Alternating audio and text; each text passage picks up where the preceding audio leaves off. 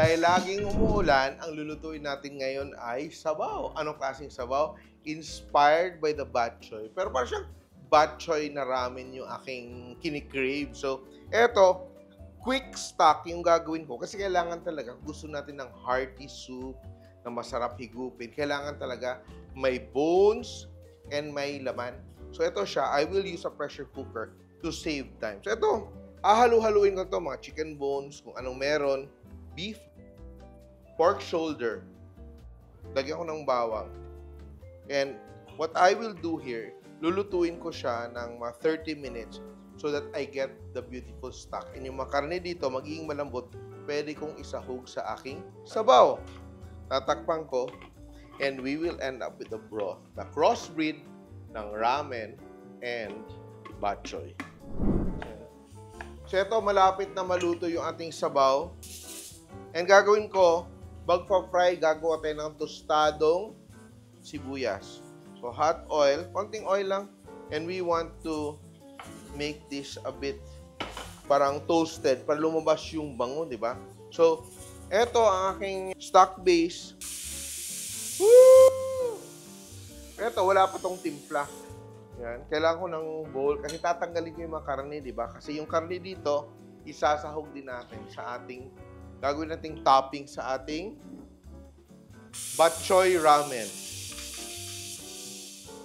Ito ang aking onions. Yan. So kayo, pag hindi pa kayo nakasubscribe sa Simple.ph YouTube channel, you should now subscribe. Tingnan natin yung sabaw. Tan-tan-tan. Tatabi na natin to. Pero yung sabaw natin, hindi pa siya done ha. So, tatanggalin natin yung mga meat kasi isa-slice natin to. May beef. Malambot na ba? Ay, malambot na. Dapat hindi masyadong malambot, di ba? Dahil isa-slice natin siya. Usually, wala naman tong chicken. Pero, obviously, kung yun ang meron, di ba gagawan mo ng paraan, hindi ka na mag-inarte. Di ba? Kasi kung gusto mo ng authentic, punta tayo ng Iloilo. Di ba? Ang sarap sa Iloilo. Pero eto dito, hindi ko i-claim na authentic. Kasi hindi mo siya authentic. So, ito yung ating soup base. Pero dadagan natin ng water. Yan, di ba? Isang serving lang to. Dagdagan to ng water. Oh, tostado na yung aking onions. And, dito ko, igigisa ko din tong aking bagoong, ang aking ginamos. Masarap to. Huwag kayong mag-inarte ha. And we will add it to our soup. Yan, oh.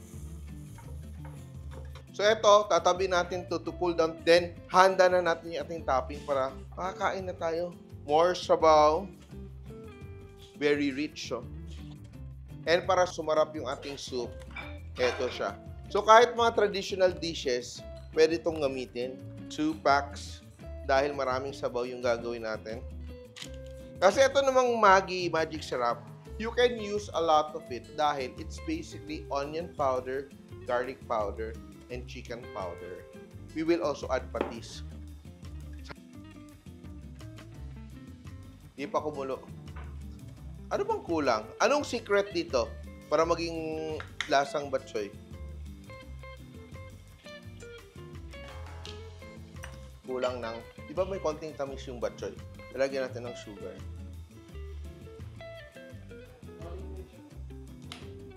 Ngayon ko lang na-realize, yung special flavor din pala ng bok choy. It's really yung toasted onion. So, parang siyang may pagka-French onion soup.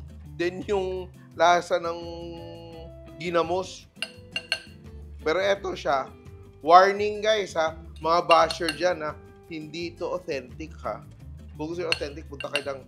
Masarap dun sa Iloilo. Punta kayo sa Netong's. Punta kayo sa Alicia. Ano ba yung ibang mga sikat na mga kainan? Decos. Oh. Ano ba yung pinakamasarap na batchuyan dyan sa Iloilo? So, I'm just scooping out pati yung mga scum. So, naging clear yung aking soup. Now, eto siya. Before we assemble, nagpapakulo pa ko ng blanching water ko. Ito, ang aking fork, I will slice into thin pieces. Meron tayong konting beef, cut across the grain. Then may chicken. So, ito siya, para kung ginawang twist with katsu ramen. Yung katsu ramen kasi, creamy siya, hindi dahil sa may cream or anything. Yung authentic ha, it's really the collagen. That's why it's cooked for around 8 hours para mag-emulsify yung collagen and the broth. Ito siya, simple, 'di ba? Pressure cooker. And para maging creamy yung ating broth, we will add ito siya. Everyday creamer. Pwede ba? Titingnan nga natin. Hindi ko sinasabing sure ako sa ginagawa natin kasi we are trying out this recipe.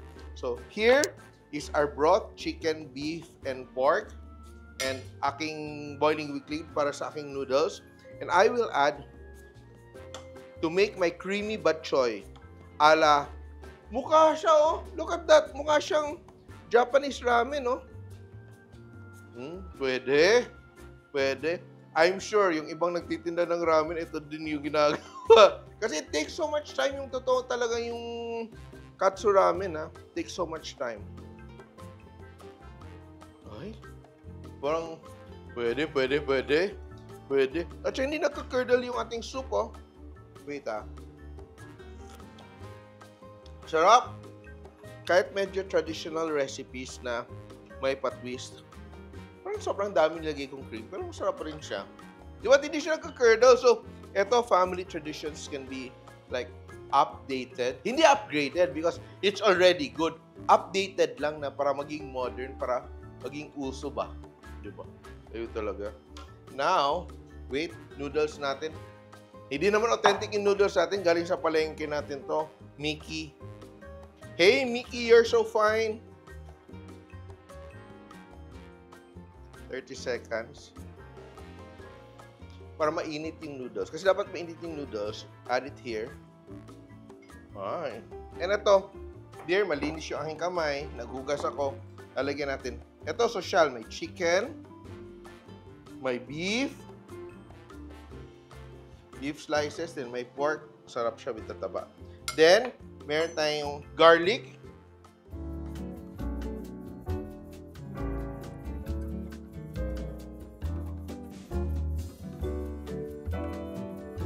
Oh, mukha siyang sabaw ng kinalas. Pero ang kinalas, pwede din natin gawing creamy kinalas. Yes.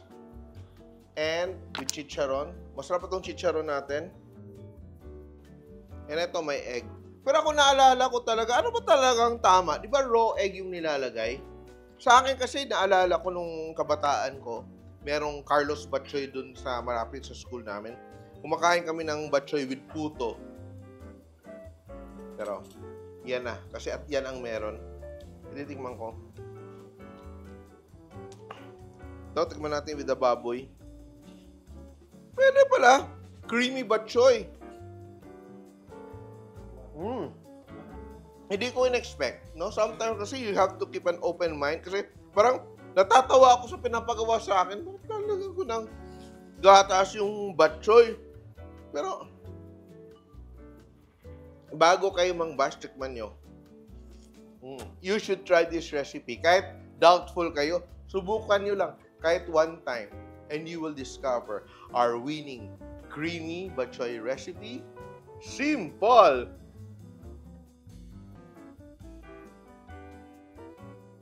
Simple.ph. Living made simple.